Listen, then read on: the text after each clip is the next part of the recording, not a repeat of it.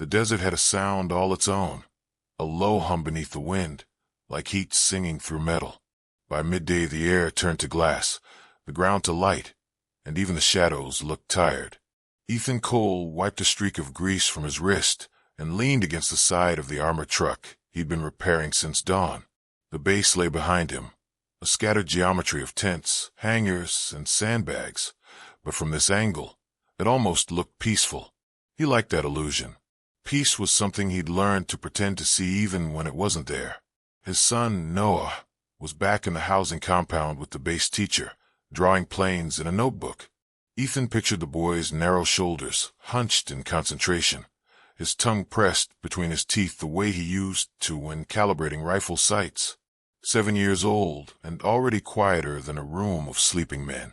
Ethan sometimes wondered if silence ran in bloodlines, like scars. A radio crackled somewhere near the motor pool. All units form up for inspection. Command arrival in 10. Ethan exhaled slowly. Another inspection. Another day of straight backs and blank stares. He grabbed his cap, wiped his hands, and started toward the hangar. The sand shifted beneath his boots, each step sinking half an inch, deliberate, heavy, human. At the far end of the yard, a convoy of matte vehicles rolled through the gate. The flags on their antennas snapped in the hot wind. Soldiers lined up, saluting.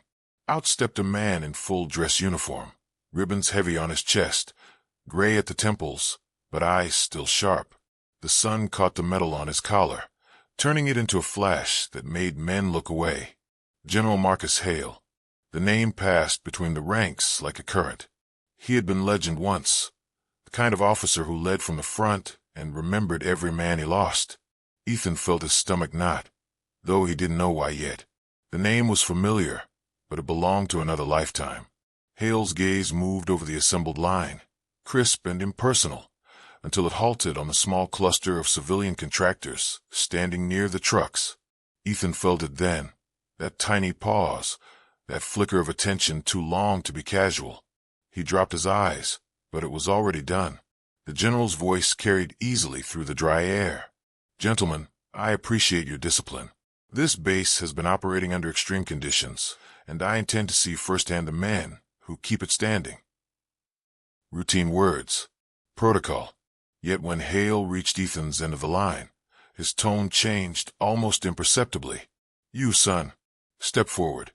Ethan obeyed out of habit more than respect. The old reflex still lived in his bones. He stood at ease, dust on his boots, sweat darkening the collar of his shirt. "Name?" Hale asked. "Cole. Ethan Cole, sir." "Position?" "Mechanical contractor. Civilian division." Hale studied him for a beat, eyes narrowing just slightly. "You've served before." It wasn't a question. "Yes, sir." "What unit?" Ethan hesitated. A small thing, a blink, but enough for Hale to notice. Around them, the air seemed to thin. 82nd Special Operations Detachment, Ethan said finally, his voice even. The general's expression barely moved. "I knew that unit." "I expect you did, sir." Silence folded between them like heat waves. The hum of generators in the distance filled the gap. Hale's fingers twitched once at his side, then stilled. "What was your call sign, soldier?" Ethan looked past him, at the horizon, at nothing. The question should have been simple. It never was. His throat felt dry as chalk. "Ghost 5, he said. It was quiet for 3 heartbeats, and then Hale's face drained of color. The men around them shifted, glancing between the two, sensing something they couldn't name. The general took a half step back, boots grinding the dust. "That's impossible," he whispered. Ethan said nothing.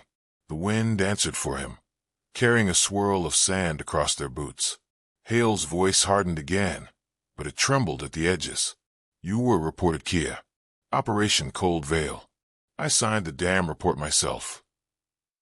Ethan met his gaze then, not with defiance, just weariness. "Reports can be wrong, sir." The words hit like a slow detonation. Hale blinked, his jaw tightening, as though holding back something neither grief nor anger could define. He gestured sharply toward his aide. "Clear the yard." The soldiers dispersed, confused but obedient. Within moments, The yard belonged to the two of them and the whispering wind. Hale's posture sagged once the last man was gone. "My God," he muttered. "They told me no one made it out. We combed the ridge for days. We found nothing but sand," Ethan finished quietly. "That's all there ever was." Hale took off his cap, rubbing a hand through his hair. "How long have you been here?" 2 years. Contract work. Keeps the bills paid." "And your family?" "My son. 7. He's why I came back." Hale's eyes flicked toward the housing compound in the distance, a faint line of prefab walls against the light. "I didn't even know you had a kid." "I didn't then," Ethan said. They stood without speaking, the past stretching between them like the desert, wide, hot, unending. Hale finally found his voice. "You saved 3 men that night. Pulled them out of a fire zone no one could reach.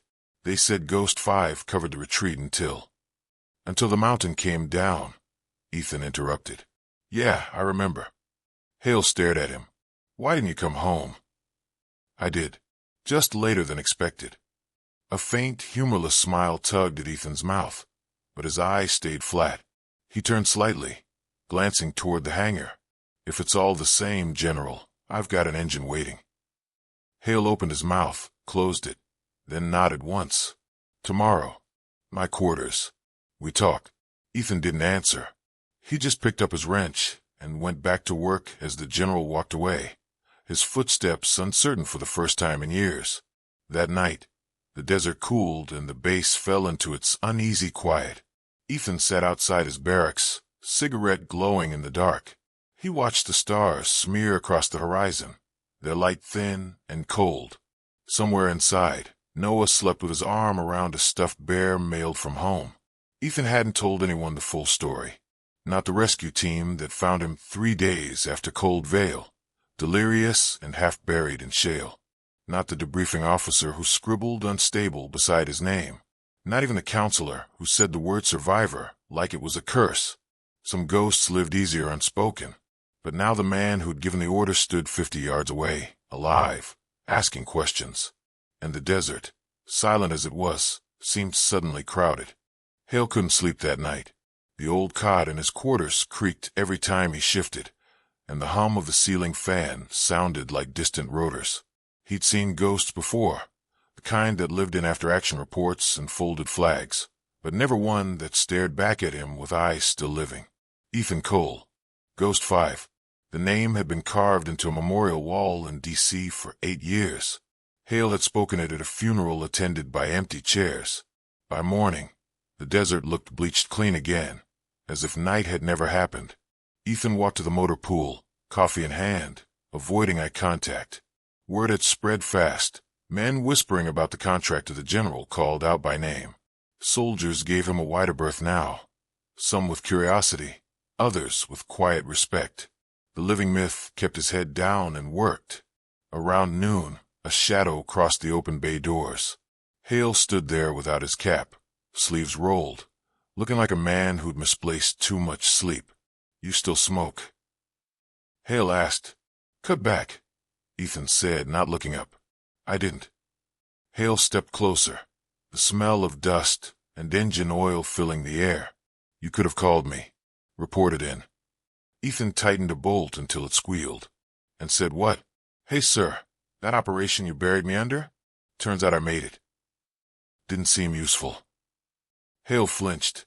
"That mission wasn't my choice. You know that." "I know we were cut off. No evac, no comms, no supply drop. Just coordinates that led to a trap." "Intel said the valley was clear," Hale murmured. "Intel was wrong. We walked into an ambush that looked prearranged." Ethan finally looked at him, eyes steady. "You were command. You saw the feed." Hale's jaw tightened. There were politics above my pay grade. We were told to stand down until confirmation. By the time I overrode it, he stopped, throat working. "We couldn't reach you." "You didn't try hard enough," Ethan said, and for a heartbeat his voice broke. Then it was gone. 3 of my men didn't make it.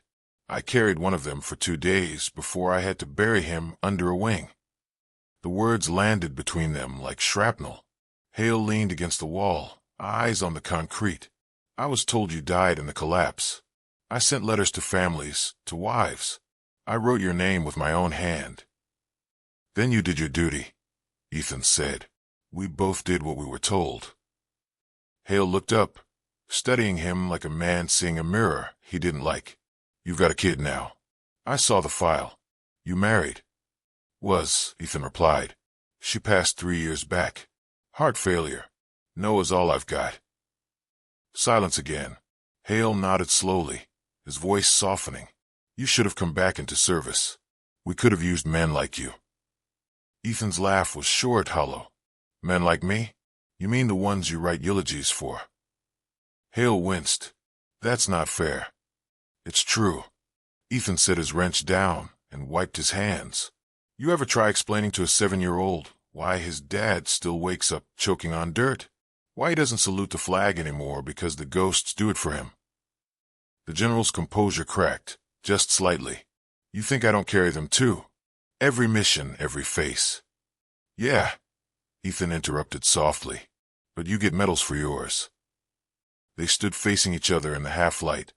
Two men built from the same material, duty, guilt, silence. Outside, the base loudspeaker blared. All personnel, assembly at 1800 for commendation ceremony. Mandatory attendance. Hale straightened. I want you there. Ethan frowned. For what? Hale's voice was calm now, almost rehearsed. To be seen. You've spent long enough in the dark. When he walked away, Ethan stared after him. Suspicion coiled tight in his gut. That evening, the sky turned the color of brass. Rows of soldiers stood on the parade ground as the flag rippled in the dry wind. Hale moved to the podium, his uniform pressed, voice carrying with the authority that once made men charge into gunfire. Ethan stood at the back, half in shadow, arms crossed. Noah sat nearby on a crate, sketching tanks in his notebook. 8 years ago, Hale began, a covert unit known as Ghost Division was lost in action during Operation Cold Veil. Every man in that squad gave his life to save others. His gaze found Ethan across the crowd, or so he thought. Murmurs rippled through the ranks. Hale continued. One man stayed behind when the mountain collapsed. He provided cover for the wounded, guided air rescue through enemy fire, and vanished before extraction could reach him. His call sign was Ghost 5. The wind caught its breath. Hale stepped aside from the microphone. Ethan Cole, front and center. Ethan froze. Heads turned. Noah looked up, eyes wide. Hale's tone brooked no refusal. Ethan walked slowly toward the podium, boots crunching against the gravel, heartbeat loud in his ears. Hale met him halfway, voice low. I should have found you then. Let me do it right now. Ethan stared at the rows of faces, young soldiers who'd never heard his name, but carried his silence. You don't need to make a show. This isn't a show, Hale said. He turned back to the mic. For 8 years, this man lived as a ghost among us. But he is the reason dozens of men came home. Today he does too. Applause began hesitantly, then grew. It rolled through the formation like a tide. Ethan stood still, caught between anger and something heavier, the sudden weight of being seen. Hale lifted a small box from the podium, a medal, its ribbon sun-bleached at the edges. This belonged to Ghost 5. The citation was filed, but no one to receive it. I'd like to change that. Ethan stared at it, the medal glinting faintly. It's 8 years too late. Maybe, Hale said, but it's yours. Ethan's hand shook slightly as he accepted it. The sound of the wind filled the pause, dry, endless, forgiving. Noah ran up then, slipping his small hand into his father's. Dad. Ethan looked down. The boy's eyes were bright, curious. That's you they're clapping for. He nodded slowly. Guess so. Noah squeezed tighter. Then you're not a ghost anymore. Something in Ethan's chest broke quietly open. He looked at Hale, the man who'd once buried him with a signature, and saw not rank or guilt, just another survivor. Hale raised his hand in a salute, one soldier to another. Ethan returned it, the motion slow but sure. As the sun dipped behind the ridgeline, light spilled over them. Harsh, beautiful, real. For the first time in 8 years, Ethan Cole felt the ground beneath his boots belonged to him again. The wind carried his whisper, barely audible. Ghost 5 signing off. And somewhere beyond the horizon, the desert answered back. A long, low hush, like peace finally remembering his name.